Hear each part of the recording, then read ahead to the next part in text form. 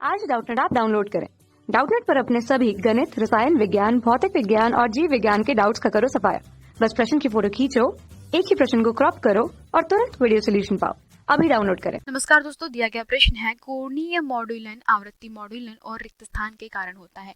तो अगर बात करते हैं दोस्तों हम लोग कोणीय मॉड्यूलन, जैसे कि हम लोग जानते हैं मॉड्यूलेशन के कितने प्रकार होते हैं। मॉड्यूलेशन के दोस्तों मुख्यतः दो प्रकार होते हैं ना। तो मॉड्यूलन का पहला प्रकार कौन सा होता है? पहला जो प्रकार होता है उसको हम लोग कहते हैं एएम या इसको कहा जाता है आवृत्ति मॉड्यूलेशन। और जो दूसरा प्रकार होता है उसको कहा जाता है कोणीय मॉड्यूलेशन या अंग्रेजी में इसको कहते हैं इसको कहते हैं एंगुलर मॉड्यूलेशन। एंगुलर मॉड्यूलेशन जो होता है वो दो चीज़ों के ऊपर निर्भर करता है, ठीक है। मतलब दो चीज़ें जो होती है, दो प्रकार के मॉड्यूलेशन जो होता है वो कोणीय मॉड्यूलेशन को प्रिपेयर करता है, तैयार करता है। तो पहला जो मॉड्यूलेशन होता है वो कौन सा होता है? उसे कहते हैं हम लोग आवृत्ति मॉड्यूलेशन। मतलब कोणीय मॉड्यूलेशन के दो भाग होते हैं, पहला आवृत्ति और दूसरा होता है कला मॉड्यूलेशन। तो आवृत्ति और कला के हिसाब से जब क्या होता है, आपके वाहक तरंग जो है दोस्तों, वाहक तरंगों की आवृत्ति जब परिवर्तित होती है किसके हिसाब से? हमारे जो संदेश सिग्नल है उसके आयाम के हिसाब से। और जब क्या होता है कि कला में परिवर्तन होता है संदेश सिग्नल के आयाम के हिसाब से, उस स्थिति में आवृत्ति और कला होता है क्रमशः मॉड्यूलेशन में, ठीक है।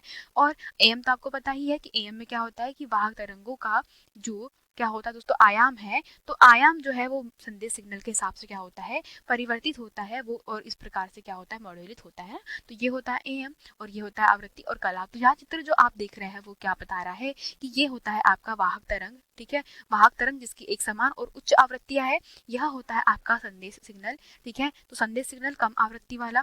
तो जो हमारा संदेश सिग्नल है, ठीक है, तो संदेश सिग्नल के हिसाब से जब वाहक तरंग की क्या होती है दोस्तों? कला में परिवर्तन होता है। तो कला कैसे परिवर्तित होती है? देखिए, पहले ये हमारी वाहक तरंग है, तो जहाँ पे आयाम मतलब आपके सुरंग से गर्त में हमारी तरंग जाती है, तो देख सकते हैं कि आपकी यहाँ पे आवृत्ति कैसी है? जब सुरंग से गर्त में जा रही है तो आवृत्ति कम हो गई, और जैसे ही सुरंग से मतलब गर्त से सुरंग पे जा रही है ना, यहाँ पे तो आवृत्ति का मान क्या होगा? यहाँ पर बढ़ गया है। फिर आवृत्ति का मान कम हुआ जैसे जैसे नीचे जा रही है, फिर आवृत्ति का मान बढ़ गया जैसे क्या हो रहा है? हमारा क्या आ रहा है? सुरंग आ रहा है। तो यहाँ पे आप कह सकते हैं दोस्तों कि ये हो गई हमारी कला। अब बात कर रहे हैं किसके? हमारे पास में ये जो है, ये है दोस्तों हमारा आवृत्ति मॉड्यूलेशन, जिसको आप एफएम कह रहे हैं। तो एफएम जो है वो क्या हो रहा है? आपका आवृत्ति में परिवर्तन हो रहा है, वो भी कैसे? संदेश सिग्नल के किसके हिसाब से? आयाम के हिसाब से। तो संदेश सिग्नल का आयाम जहाँ सुरंग है वहां पर क्या हो रहा है? वहां पे आवृत्ति अधिक, जहाँ पे गर्त है वहां पे आवृत्ति वो है वाहक तरंग की कम हो जाती है। तो इस प्रकार से एफएम और कला मिलकर के क्या बनाता है दोस्तों? ये बनाता है कोणीय मॉड्यूलेशन, ठीक है। तो यही हमारे प्रश्न का उत्तर है। धन्यवाद। कक्षा 6 से 12वीं से लेकर नीट, आईआईटी, जेईई वो एडवांस के लेवल तक 1 करोड़ से ज्यादा छात्रों का भरोसा। आज ही डाउनलोड करें डाउटनेट ऐप या व्हाट्सएप करें अपने सारे डाउट्स 8400 400 400 पर।